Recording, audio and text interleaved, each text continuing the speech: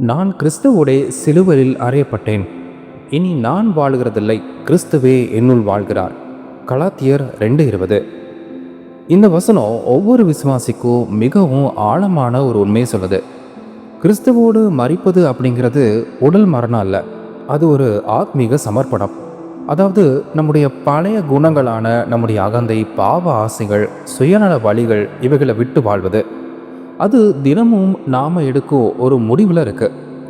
நாம் முழுமையாக சமர்ப்பிக்கும் போது நமக்குள்ள ஒரு அதிசயமான மாற்றம் நடக்குது. நாம் அவரோடு மறிச்சா நம்முடைய கடந்த காலம், நம்முடைய தோல்விகள், நம்முடைய பலவீனங்கள் இவைகள் இனி நம்மளை கட்டுப்படுத்த முடியாது. பழைய வாழ்க்கை தனது அதிகாரத்தை இழக்க ஆரம்பிக்கும். முன்னாடி நம்மளை கட்டியிருந்த சங்கிலிகள் மெதுவாக உடைய ஆரம்பிக்கும். ஏன் தெரியுமா? ஏன்னா நம்முடைய பழைய மனிதன் கிறிஸ்துவோடு சிலுவையில் அறையப்பட்டான். நீங்கள் உண்மையாகவே கிறிஸ்துவோடு மரித்தா அவருடைய சன்னதியில் வாழ ஆரம்பிப்பீங்க. அவருடைய வார்த்தையின்படி நடக்க ஆரம்பிப்பீங்க. அவருடைய குணங்களை பிரதிபலிக்க ஆரம்பிப்பீங்க.